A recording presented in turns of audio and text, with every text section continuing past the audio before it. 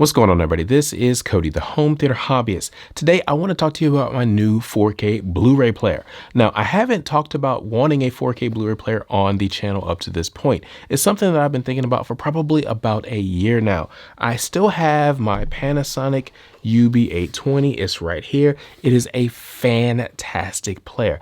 I don't have any issues with it. The only thing is, it's my only 4K player that I have here at the house on a regular basis. And so I've been low-key concerned that it would get broken or something like that, that something would happen to it. You know, just got kids, you know, like, oh man, what if something happened to it? Then I have to wait to get another player. Not a big deal, but you know, just something I kind of think about. And I was ready to push the buy button on Amazon for a new 820 because it's just been such a rock solid player. But then I thought to myself, wait a minute. You're a reviewer. You can get a review out of this player situation. So I started looking into the options. I thought about Reavon, and this new company came out, Magnetar. And so I was like, oh, I will, look into that at some point. So I waited a little bit, and a few months later, Magnetar reached out to me and asked me if I wanted to review one of their new players. And they said I could review the 900, their flagship. And I was super excited to get it. And then once I got it, I kind of fell in love. I'm going to be honest. It was a fantastic player. I like the build quality. I like the fact that the menus were super fast. I like the audiophile components. I mean, it was just a fantastic player. But I also realized that it was a little bit on the expensive side for what I was looking for, and I really didn't need all of the audiophile components. So I sent that one back and I bought my new player. This one right here. This is the Magnetar UDP800, the little brother of the 900. And I bought this with a little bit of hesitation, a little bit of trepidation, because I enjoyed the 900 so much. I was a little bit concerned that this one wouldn't be as good as the 900 for some reason, because it wouldn't be as solidly built or something like that. Well, quite frankly, those concerns were unfounded. This thing is solidly built, and I actually like it a little bit more because it's a little bit smaller in my rack compared to the 900. But it still offers that same crisp, clean 4K video quality that I saw with the 900. And it has some of the audiophile features, but not everything. It plays SACD, DVD audio, and all of the other disc-based formats that you can think of, along with all of the other file formats like MKV, AVI, and stuff like that. So stuff on my network, I could play videos, I could play audio, everything works here. Now, it doesn't have all of the same audiophile grade features. It does have the 2-channel audio outputs, but it's backed by a Burr Brown DAC versus the ESS Sabre DAC in the 900. It also has 2-channel RCA outputs versus the 7-channel RCA outputs with its own dedicated DAC that they have in the 900. And the build quality isn't as good. It doesn't have the electronic isolation that the 900 has, but overall it is still a rock solid player. And quite frankly, for me, I really don't need all of those audiophile features because I don't sit down and just listen to exclusively 2-channel music here. I'm mainly watching movies. So the fact that the video quality is basically the same, I couldn't tell a difference. I wasn't able to compare them back to back because I had to send that review unit back before I got my new player. But everything I can tell says that the video quality is exactly the same between the two players, which is a plus.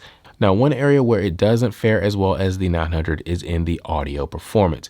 Again, it doesn't have all of the same components in it. It has a little bit of a lesser DAC, a Burr Brown DAC versus the ESS Sabre, so it's not quite as clean in its performance. And it also has 2 RCA outputs versus the 7-channel RCA outputs on the 900. So if you really want a 7-channel output for your movies with RCA, you need to go with the 900.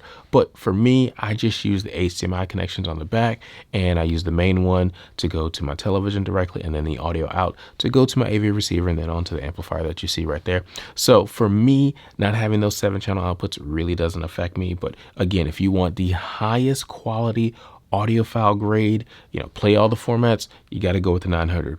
But if you're looking for more of a home theater player where you're mainly just looking at playing 4K, Blu-ray discs, Blu-rays, DVDs, that sort of thing, and use the HDMI out, this is perfectly great. I'm going to be honest with you. I don't have any regrets purchasing it. Now, it is more expensive than the Panasonic UB-820, so, you kind of have to figure that in for your wallet.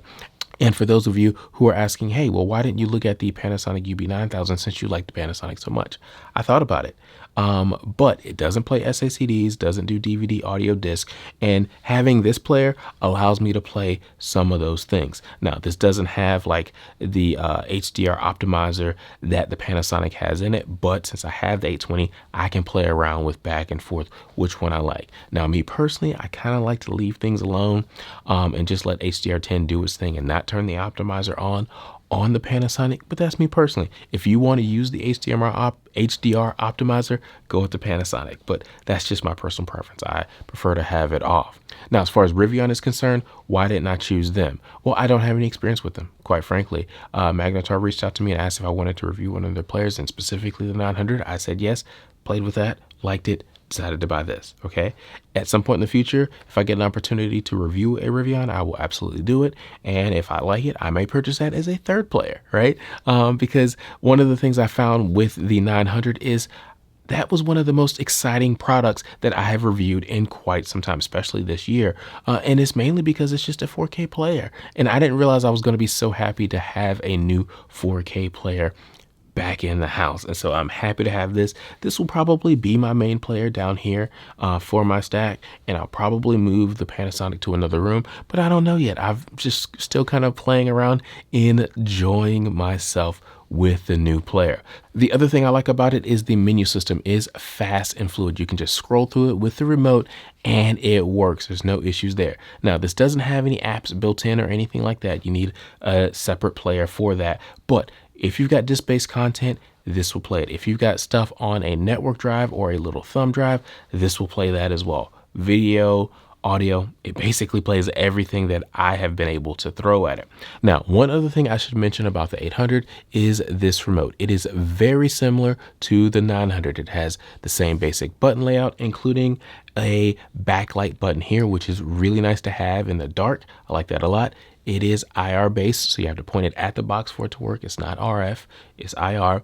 The main difference here is just the casing is plastic for the 800 versus the nice metal casing for the 900. So the 900 just feels more premium in the hand, but again, it's the same basic layout. It's still backlit, which I love, and honestly, that's what I want more so than the casing, but that's the main difference between the remotes between these two.